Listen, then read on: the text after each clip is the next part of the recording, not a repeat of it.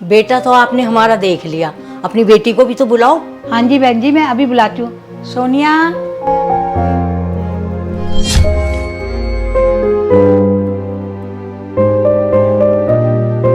ये क्या आपकी बेटी लंगड़ी है? मम्मी आप ये मुझे कहाँ लेके आई हो? और हाँ, मेरे इतने बुरे दिन भी नहीं आए कि मैं इस लंगड़ी से शादी करूंगा। अगर ये बात हमें पहले पता होता कि ये लंगड़ी है, ऐसे घर में रिश्ता लेकर कभी ना आते। नहीं नहीं, आप पहले मेरी बात तो सुनिए। अरे क्या बात सुनूं? इतना बड़ा धोखा किया आपने। देखिए, आप मेरी बात सुन तो लीजिए। इतना बड़ा धोखा, इतनी मीठी मीठी बातें करती रही आप, तब ये नहीं बताया आपकी बेटी लंगड़ी है। देखिए, गुस्सा मत कीजिए, एक बार मेरी बात तो सुन लीजिए। हम ऐसे घर में रिश्ता कभी नहीं करेंगे। क्या?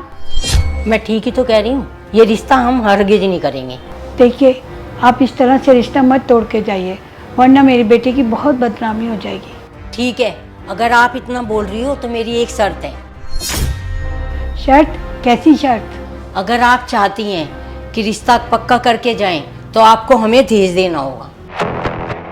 दहेज? क्या देना होगा दहेज में? ज़्यादा कुछ नहीं, 60 लाख कैश, एक फ्लैट दे देना। ये सब देने के बाद आप रिश्ता तो पक्का कर देंगी ना? आप जैसे ही दहेज के लिए हाँ बोलोगी तो रिश्ता पक्का। मम्मी, आपको तो पता है ना ये गलत है, और आप लोगों को पता है ना कि दहेज मांगना कानूनी जुर्म है। मैं आप लोगों के खिलाफ ना कंप्लेंट फाइल कर सकती हूँ। देखो, ज़्यादा होशियार बनने की जरूरत नहीं है। तुमने कभी अपने आप को देखा है? आखिर तुम जैसी से शादी कौन करना चाहेगा? तुम जैसी? तुम जैसी से क्या मतलब है तुम्हारा? तुम जैसी मतलब तुम जैसी लंगड़ी से, समझी तुम? तुमको तो हमारा एहसान मानना चाहिए कि हम जैसे हाई क्लास लोग तुम्हारे घर में रिश्ता लेकर आए। अगर आप इतने हाई क्लास लोग हो तो क्यों नहीं अपने बेटे का रिश्ता किसी हाई क्लास लड़की के साथ करा दिया? क्यों लेकर आए हो आप यहाँ रिश्ता? देखिए बहन जी, यही सिखाया आपने इसे बड़ों के सामने जुबान चलाना? बहन जी, आप चिंता मत कीजिए, मैं इसे समझा दूंगी, ये दोबारा से ऐसा नहीं करेगी। हाँ, माँ तो तुम्हारी सही कह रही है, इतना अच्छा रिश्ता है, ऐसा रिश्ता बार बार नहीं आता, और तुम इस रिश्ते को ठुकरा रही हो। इतना अच्छा रिश्ता आप लोग सामने से दहेज मांग रहे हो और आप इसे अच्छा रिश्ता बोलते हो? आप लोगों को शर्म नहीं आई इतनी गिरी हुई हरकत करते हुए? तेवर तो देखो इसके, बोल तो ऐसे ही रही है जैसे उड़ की परी हो। अरे जो तुमसे भी ज्यादा सुंदर अच्छी लड़की है ना, संस्कारी लड़कियां, वो भी इतना मुंह नहीं खोलती जितना तुम मुंह चला रही हो। माँ चलो यहाँ से, मुझे ऐसे घर में रिश्ता नहीं करना जिनको बोलने तक की तमीज ना हो। हाँ बेटा, तुम सही कह रहे हो, हमें नहीं करना ऐसे घर में रिश्ता। आप लोग इस रिश्ते को क्या ठुकराओगे? मैं इस रिश्ते को ठुकराती हूँ। अगर आप लोग हाँ भी करते ना तो भी मैं ये रिश्ता नहीं करती। तेवर देख रही हो इस लड़की के, ये आपको कहीं का नहीं छोड़ेगी, और इसका रिश्ता तो कहीं होने से रहा। जा रहे हैं हम लोग, कभी लौट कर वापस नहीं आएंगे। अरे इस पागल लड़की के साथ अपने हीरे जैसे लड़के की शादी कभी नहीं कराऊंगी। अरे आप बुरा मत मानिए, मैं अपनी बेटी की तरफ से आपसे माफी मांगती हूँ। अरे मम्मी, आप माफी क्यों मांग रहे हो?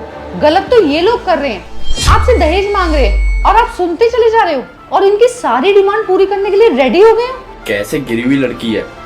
और भला आप कैसी माँ हो? आपका अपनी बेटी के ऊपर कंट्रोल नहीं है क्या? कंट्रोल? क्या मतलब है तुम्हारा? मेरी बेटी कोई कठपुतली है जो मैं उसका कंट्रोल करूंगी? तो तुम्हारी हिम्मत कैसे पड़ी मेरी बेटी को घटिया और गिरी कहने की? अरे मैं तो ये समझी थी कि बेटी पागल है, यहाँ तो माँ भी पागल है। हाँ, मैं पागल हूँ, बिल्कुल पागल हूँ, तभी तो मैं अपनी काबिल बेटी का रिश्ता तुम्हारे नकारे बेटे के साथ करने चली थी, और दहेज देने के लिए भी तैयार हो गई। माना मेरी बेटी के पैर में थोड़ी खराबी है, लेकिन लंगड़ी होने के बावजूद भी वह कमजोर और मजबूर नहीं है। वो जो कुछ अपनी जिंदगी में करना चाह रही है वो कर रही है। खैर, तुम्हारे मुंह क्या लगना, क्योंकि तुम जैसे छोटी सोच के लोगों को ये बात समझ नहीं आएगी। मानना पड़ेगा कि इतना सुनने के बाद भी ना आप लोग यहाँ बैठे हुए हो। निकलो यहाँ से। और सुनो,